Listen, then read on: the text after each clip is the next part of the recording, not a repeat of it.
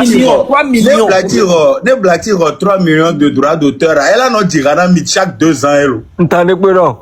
Ça mi toba de hatolobi. C'est bien. Droits d'auteur fait 3 millions. Blacky, on l'a imaginé bena. Soga kememle di ha Moussé na vivi. Moussé na vivi. Soga kememle di Moussé na vivi. Yemu ko galibito drak po kaka mba jo le Togo. There were près de 12 ans. Troc Bova Togo, ni sur 2022, mais il m'a mis droit d'auteur, il y a 100 000. 100 000. Zaga, s'il te plaît, ma vieux question là. Est-ce que il y a même pour copier na live? Voilà, il y a une chose aussi, Zaga. Ma rappelé Namibé, Mouni et décollé ma politique le fiolo. Non. Ah, on note. On copie de là on fait un titre bizarre. On parle de la culture ici. Oui, Fifi Ari. Nous qui avons que bien marqué Biari. Oui, c'est juste pour savoir est-ce que le moment où on a enregistré que Joa. Oui.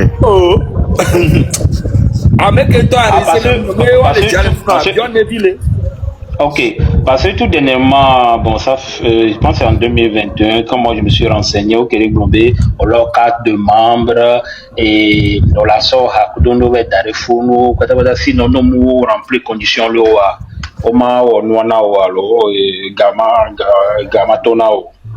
Ah mais il y a un monde qui m'a expliqué le système de non. M'a expliqué le non ça. Pourquoi nous les SACEM les filles alors les Italiens qui connaissent un système qui est pour la protection de nous le font. Nous mais artistes connus. Nous déclarons et aller marcher à au déclarer on déclarer au arrêt et ha ben vous venez les filles non jusqu'au déclarer on la compte à nous. Tu comprends? Bon, système à l'ennemi, les noirs du Bengo, mais l'ennemi, même Ghana, Kourou du Poitiers, mais ça l'ennemi. C'est qu'on a besoin, et Halaki, notre dit, on a nos préoccupations, on les sait d'aller, on y avait dit, donc on le boit. Parce que radio, pour le pouhade, radio, y'a pouhade, des pépiades, les radios, y'a pouhade, des pépiades, on l'a donné. Donc, on va aller, t'as si que tu as mes droits d'auteur les à quoi nous au radio avec quoi on peut liste qui est mi wo et nous avec quoi on la va ho ce genre anya be wa gaole d'aller ça veut dire que David Okodo whisky do on va on la qualifier parce que doit de son passer on peut la déclarer Zaga et nous les cas Kenya va quoi que ngogo wari au fait watch all wa vous de kim boilo onyam kele jo ngana munye wa ba mega olu ami on to le wo do am to le terrain adiare et nous kele joya Zaga, nyanke pour benadi système de la kenanibina encore à chaque fois na me de ko dia confiance le diamé que la be concerner musique bende quoi et nous là que nous attaché avec impôt non non pas y non blague est-ce on nyabe na mo le confiance ko to bitu travail Jean on dit na sa collecter na ganto na que bo na noa nyawa on a gâté tout le temps les bars aussi. Tout le territoire. Le problème c'est que si ce n'est pas automatisé, là il y a un problème parce que fille on l'a tué directement il n'a fonce comme on l'a pas l'homme non. Et il y a un problème de Togo kakanek biari. On le regala l'homme. Ça c'est un problème. C'est un problème. Ah on a un problème là nani pour. Si on l'a tué directement la ligne. Blacky, dernière fois qu'on regarde plutôt drague mais oh nyani so fait ko ba tout phénomène donc à un moment on les bon tant que bon télé yomo oh me le bon le ko e ga ke o e ga droit ni benye ha benye me di droit ko tu na Blacky né sous 500 000 à non yebe gbime e go bere ba si go bere go Zaga boule fier Osia boule fier 500 000 à non yebe gbime bena 12 ans de carrière mi 100 000 il y a 100 000 à temps on se dans l'homme maintenant on bon se de compte de dit mai ma ouais va y compte à dire ben doit rendre fou nous n'en fou 1h30 ah c'est parce que on non que on a ganto là-bas et nous compte oui dit zereka le compte et on va poste na forcer poste les liés kudo il n'y a partenariat kudo non en fait idée que le funwari ele jibe wa wena mo ni nye be na de o mo poste sare oui Blati. Oui. Droit d'auteur ouari. On m'a imposé fique ou la sonne et c'est homme démon la vie de tout là. On te sait que le problème est que tu as le wahwadou et le système en union. Ça veut dire que les élections, c'est système on peut les développer les sens vraiment. Le mot même le dit droit d'auteur, si on avait créé compte mais sans la vous compte forcer les postes là. Bon, on doit compter. Au fait, compte pour vous n'avoir. Bon, idée qu'il y a sur le compte à douari. On a bien gardé moi, on a mis à immobilier au voyager au n'y a compte statement dès que fion au globé et doya yo ona. Donc à doya ko ona normalement là nous do au moins compte statement. C'est bien que me bon statement sur le français mais c'est bien relevé de compte. Voilà, mais bon, le omnia benade gake o tunana ame le bitodro wade. Ebe statement zo la teba ko la so ba wo. On le sait comme donc anyam ko be côté wade. Wa cha le wa de bena enu ba no bi. No need ma black team mimba le gbere e chale. On m'a te forcer un compte na ola. Ambenare. No la pas te expliquer non. No la un compte ari. No la un compte le pancari. On l'a bien carte d'identité ou on l'a bien nuit on toi là on compte on sait mais oui et tu as on compte non là on compte non comme bien avion on signé des pepo on bien des pepo là on compte d'arrêt non tu as on l'a il on l'avait gobé ah on peut compte de nam lobé encore ni un numéro quel on ni avec le Aziz Katanga Zaga Bambu on a créé compte non forcé quoi tu as va il va le nom compte avec rib. Mais oh, toi quand mi créé quand tu les comptes je me quitte gawale no agbo bomba le hwawadi o créer compte wana o kusube no baba gbirika e le fun o la ba hogao c'est tout.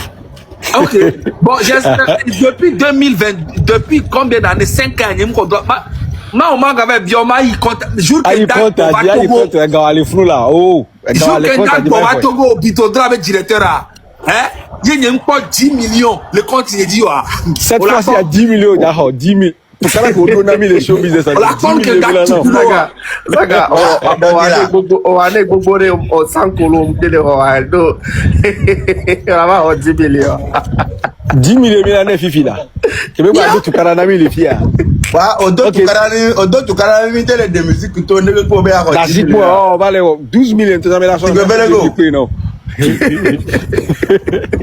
génération de Kamemu komi no kura miacha mi ba no kwa menu o gestion le lomoje o pona wa be situation lo ameni chale elle est compliquée voir et nyam kele gbobenade moyen de la nani solution quoi un peu pour ya wa des Zaga mi pour na no pour ça fait des années quoi solution quel nyanyem le jibe baba was sibele ko wonto globe munyi politique mi le wa nyem jibe mi ay côté munyi politique yo ya culture pas culture fifi ari peut-être de miku ari milate no ko e benado ke esi alo enu mu yi na leko fifi ami poto ko munyi wa de leke milate ede o leke milate wedo parce que ne funu amu am jate nyona mi gbero déjà pas depuis temps de ko le blo em le blo benado ko façon que jo wona nu olua enya do le am khora na obo munye pata am khora na o parce que me mako gade mo mako be kala de opo bojire mo be gade mo ade ejibibia bana na benade o bana na o trova wona de trop opo le ko le pompona mi le fifi ami subo le un am exemple de cas que mon a de trois vous le fier ne o ko la bidja no attaquer mi ato artiste obe de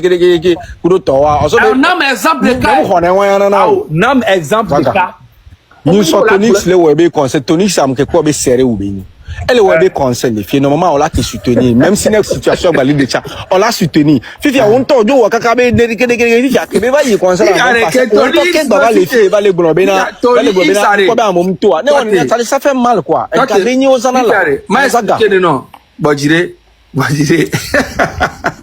Tonix au conseil bojire black bojire Tony X au conseil parlait de la culture les jumelfi américains promotion so wa me o promotion na mpo ya mpo nyamuro kwenye ne o mpo we ya kike ma mpo maintenant là Vivian mbaro makebena mi artiste gogoro mbea mi jina be mano ahwa dodo mi atani ano mi no profiter lengo de mi ano no renier mi go gomba no bobe nu kemle abe mu ele kele va mi profiter na après et nous gogoro le changer le système moi mais c'est grâce à moi et vous le savez très bien oui on a no profiter vient non le profiter à On attend non la fibre non gobe zaga avec les et tu te on artiste blibo on doit concert les grands restes on va sortir que les à patika les ozo mais va play ah tu as le ko jimene wo do ki ba mo ba tike les ozo e wo zaga edaje e fatigué na mora edaje va que dominer e be tike les ozo là o fa de nu enyam ke benari se mi anokpo nu ogbokwa o fait mi anto mi ametoari chale egba nyi de chale mi anu sutini nu ba ba nu rudi aola e wa plenty artiste on va les taper avec tika les ozo mi va play album à les ozo mi va play album à les ozo lo ameron album à l'autre dem a singo wea odila globe e que no vi o mi go se album to jizo e da pas album les ozo. Non, Migos y a un album, on parle que non. Mbena Migos c'est un artiste de que les classes présentement. C'est que elle joue be dé à nuire les mettre moi m'écoute là comme non be elle tape la nuire aussi mais. Vois amekotio ou album à les ozo, mi va plelo, album à les filles lo, il kilo, quel kilo. Et il y a un concert lo, ticket nenema 1000 francs, 2000 VIP oh. Fifi Azaga, Bojiri Abili to be concert, into quoi benadi. Nene yela so saibe tiki, into ya approcher be fan wa. Où est ton problème? Non, c'est normal. Le problème, il y a les niveaux de culture. Tu vois? M'a expliqué non. Ça agit dans la tête psychologiquement des fans. M'a expliqué non. Pourquoi concert gratuit que à Costa pendant un bon moment? Peut-être c'est bien, mais je te jure, ça a eu de l'impact dans la tête. Il y a un moment donné, artiste de comment battre au concert les palais qui me marché non. Et bientôt tu as quel pour le filles artiste qu'on a au concert les palais y palais à la d'offre vrai que au trafic ne peut pas le moment. À Costa be nous entre ça m'kebe ne ba onu ya pa me ya ke ba oro. Oh Zaga. Nya Costa be enu ya OK ke ba nan dans l'état, c'est pas vraiment mais bon mi ami via ke ma bagbe be nyan ke be nyimi de wo. Mais nyan ke nyam ke kwa. Mo dasi ma terminer dasi ma. Ah oh non on ma go bien ke mo. A Costa haba me ha ko. Oh dasi ma terminer là. A Costa me kabenyo. Dasi ma terminer na nyam le so be nya so le ba voir. Me kabenyo. Amene no ba be. Elle a des voix de la clodi bla. Dasi ma pompo là. Fiko no yo po no ale. Fiko no po no ale. Témoignage Dasi ma pompo là. Zaga enu ya Neville. Pardon. Ouais. Mbenadi. Ni ale ke nyam jesi akwe ya. Normalement akwe nya me de ke ma gbo bena normalement to sala kete no panko ebe vi. Ke ma va no mind na show business tocho. Ouais. Nya mbakpo benadi e sacrifier chado ku benadi o moyari. Comme mi fonga saga mi le fakonyi. Blackie. O moyari. Laisse-moi finir la Zaga, laisse-moi finir oh. Zaga no de la Nya munyo on voit bon et que mi comme nyam le se ma gbole na. Peut-être ouais au trop do nu boué voir dasi ma fini ton. Et moi pardon et de na vo dans la qu'on dit gla. Zaga ma gueule. Zaga jo play là. Benadi. Supposons Benadi fi ke mi le fifi adi. Hein? Ye egbe fifi nya peut-être mais ça c'est ne mi le message wa peut-être am le do amena bon. Ye e so fifi me ba kpo be ki Zaga ya peut-être e ba le e be nyina enye amedele e le système amede kunu. Ye ka fra Zaga be ya no khomia be message wo. Ya te so no do da o le flow comme ça wa te no kpo mi asami agbo 1 to 1. Ye fifi e no ba le ce qui est sur ya de no me te so mesia me. Va ekebelate wa e ko e chalate wo. Bon moment même ba le fifi déjà kpo Zaga kpo e no ke me ya arrêter. Et on vit on tord les poches d'arrêt. Oh, Black. Fifi, allez qu'on obé, nous on est écoute-moi très bien, Black. Me écoutez.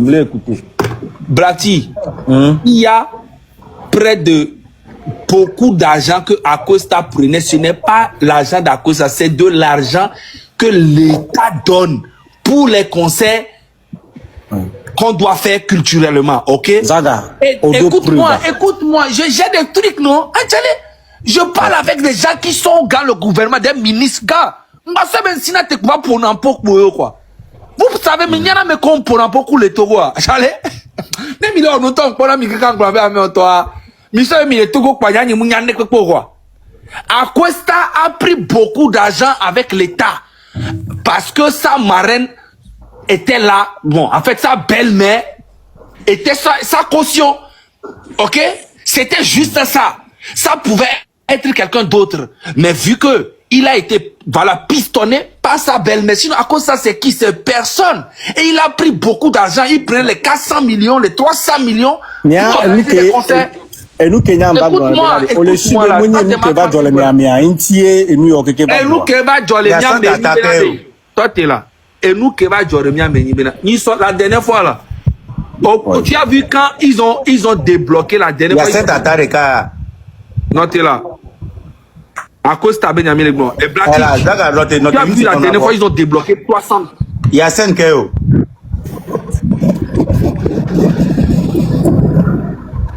Il y a 5 midjesia.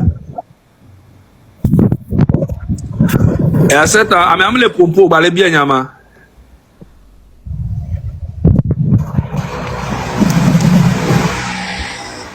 Blati, ni sont récapérés. M'a expliqué non. On débloqué 300 millions. Écoute-moi bien. On débloqué presque 300 millions, 250 millions. Au son artiste. Et quoi gagnant que bien aller pendant 300 millions. Hein?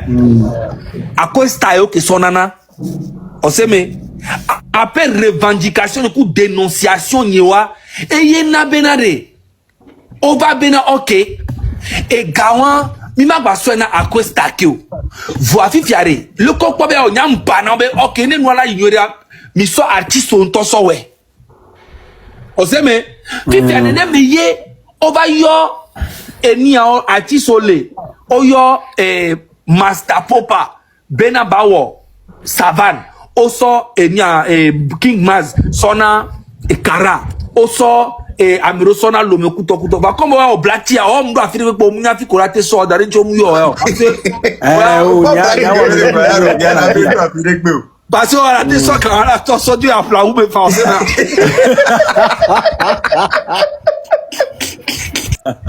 il y a OK donc gawan sa yo sona na costa 300 millions il capé yo sona na fifia ko de gawan le nous mener à on va be bon OK eye que on a savoir combien avait marin mbali fifiwa mi maté so dangbo donc allez au moins mi a so concert de cadre soneya yo so te peuvent tu cuire les lomé et au budget de je crois 12 millions et au budget à coûte au so 12 millions et so concert de lomé va finir le fou à me porter 20 millions au no ba wo et mi a et on va prouver que ils ont 20 millions sur concert après on a 30 millions quoi Américain paye moi 30 millions quoi t'es Master Popa parce que Bejo Beyi ça va nous faire au noir funérailles be concert do pour vers le fun kudo a tiko bi ou allez nous vivons so funérailles ça ya ke di ma bio za gare e be hosono ko so sana enia enia le connait ma bafu me ba tike o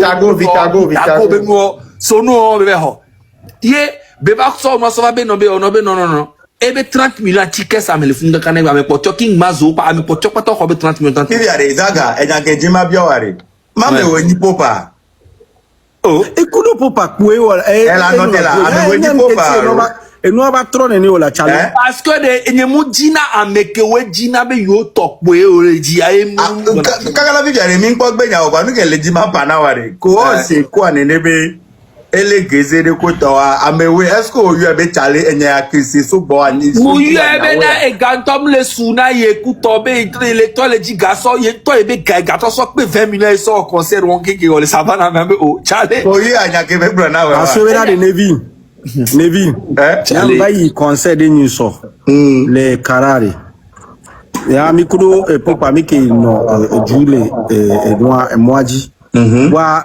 kemba nchamba poser question na Popa apamari on façon que dit nya ole gba les réseaux diade c'est pas comme ça ni ni enwa to yirwa gbon mais so ba de ko nya nyam jate ba pompo do Popa no voix en to ko la ba voix nu ke le anyi be na leke Popa le Popa me si Popa ne enwa ke le ni le Popa ntia milanye mais bizarrement c'est pas comme ça mdo ke machin qui m'a va bon il va odo il va poser d'ordre les bonnes pour de temps il me poser question et qui m'a lecture dans black il y a mis les filles ne de qui moi qui est-ce que on te tient on m'a quoi ne mate ko sabe no le ko ke mi ma wo si now donc ko be garder mo de réseaux sociaux sabe nya wa de zaga wa zaga o le togo fie kudo mi o le togo fie kudo mi o da si to mi mas le tono bena yem 50 millions nya nyem bia be parce que moi j'ai la décharge nyam do décharge kebewa donc alors les mon nebe mu 50 millions à panambe mu ebe mu demande smart de ton akpo check one ne pe challenge anya pona ya me polo blati tu comprends OK donc ane o to check ko no kebe copy donc tu parles de quoi oh chale blati nya sina te ko pona ya molo c'est gomme ama Gaza beno King Mas lui au moins il a fait son travail. Ah, ya wero. Et ya wotra tout fait na monyore wonde pe sonu ale pe non propre et il mérite. Voilà. Nyem gbo pe na master pop pa eni foji no ke no no me.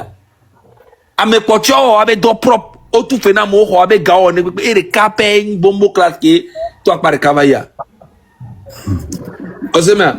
C'est comme. Gbenya kwa mere gbenya le 1m20 kwa re jale anu ata. Zaga, tes blagues donc on peut les vieux quoi. Zaga. Ende kale shire ni bena genia black tea ni date glonya re pupele nya amore.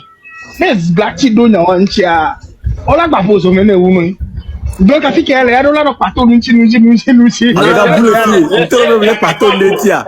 Boule fie bi da si bi fie bien vous. Black tea diaspora wa be boule show business na mi le fie. Diaspora ya wa. Black tea zona boule show business na mi le fie. Black tea zona si be aglan on po enia Egbe na mi o nchi ntom na lo nyi kede.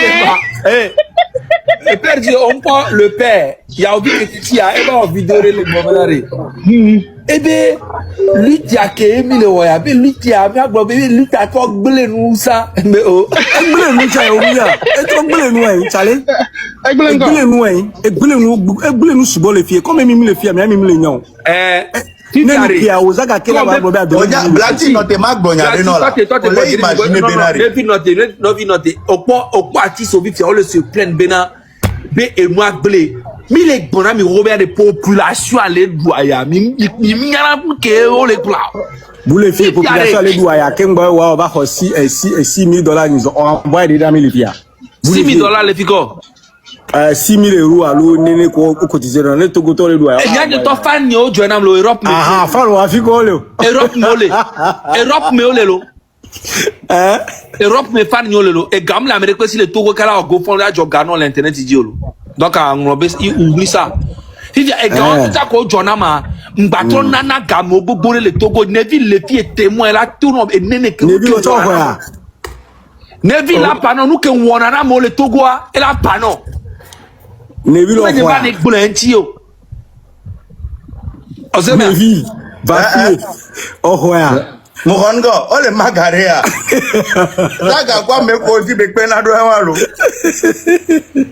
ozema donc a blati ma pa yare no are OK egbe me are et nous que population allait sentir depuis plus de 20 ans yemi le gbomi mi se na wa e be futu kire gbomi sentir un appel yemi to avisi mi toi vidi voilà notre zaga mag bonya de no onya bena franchement Charlie et lui bien be luta e ble musique nto e trop ble no kekem Charlie e ble no kekem onya be no nani fi tota no nani no wo projet obe ya wo zaga de kabale show business en otage yebe le ble no le full kaka le no be ya wo ya yebe no de chaque pe ba wona 7 lo be concert $, ke ba wo le jouer le funu yemi ba wo no kaka no ba zaga onyale ko sana ga kimbola organisation onyale keye owo tí on fait partie owo on fait partie ga mi omulewo no ya de ke mi yo do ba leke musulman o na ma de ma carrément de omulewo carrément yo va les filles za mi va les dom pour mi to bi le bébé show business omulewo carrément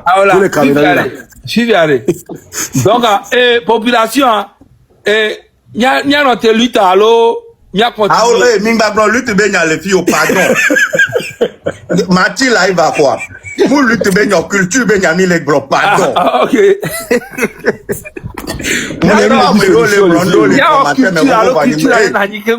Minote. Mi quoi fille Emilia? Culture, musique, bien ami les gros. Il y a même pas les war. Il y a des politiques ou Zaga est politique,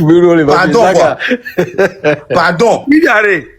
Alors là, même la politique les filles là, les niais les cultures, mais bien attends, bien en culture alors, bien notre vie de Kengoé.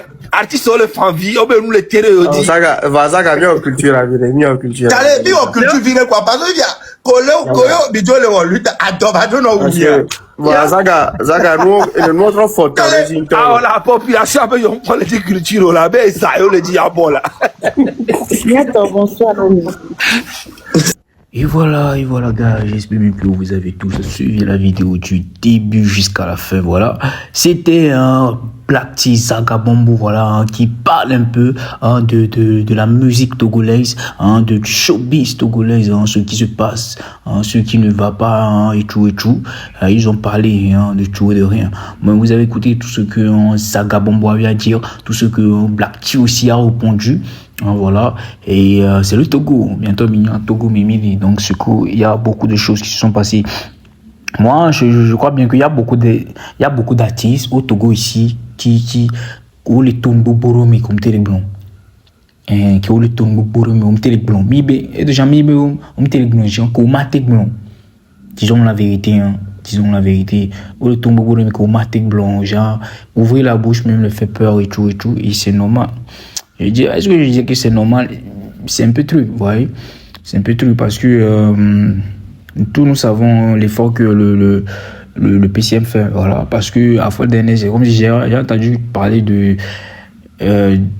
l'argent donné à combien de millions donnés pour les artistes, mais ça n'a plus rien fait, rien n'a été fait, voilà. Et bientôt Togo, donc du coup bon, bref, et je crois bien que on va prier beaucoup, on va continuer toujours par prier pour que le PCM puisse trouver quelque chose, voilà, pour pouvoir gérer ou bien régler ces problèmes là concernant l'argent qu'ils donnent et puis les gens ne font rien, voilà.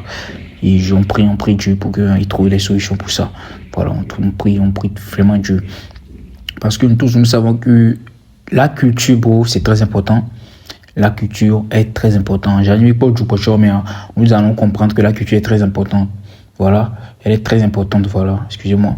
Elle est très importante parce que ici au Bénin même, ces derniers temps, qu'est-ce qui fait pousser encore le nom du Bénin à l'avant? C'est la culture. Voilà, ce qu'ils sont en train de créer ces derniers temps-là, et vaudou, quelque chose comme ça, je ne sais pas trop. Vous allez voir que ça prend. Ça prend. C'est Willow VR, non? C'est comme si c'est Willow VR, quelque chose comme ça.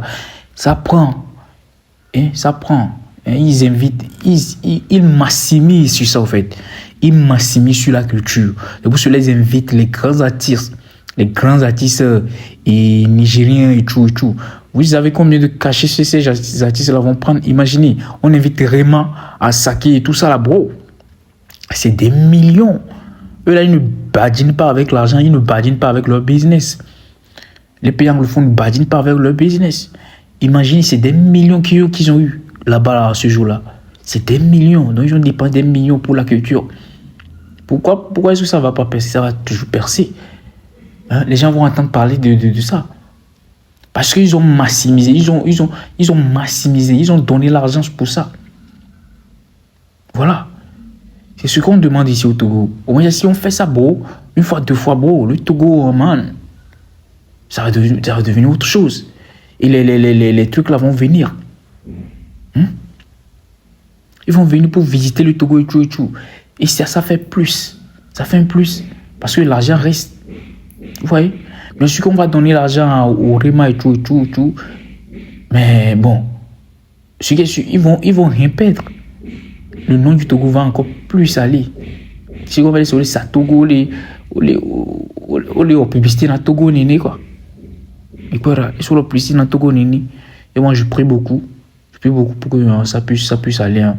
Ça puisse aller, pour que la culture togolaise puisse arriver à bon port. C'est très important. Bon, bref, les gars, j'espère que vous avez kiffé la vidéo.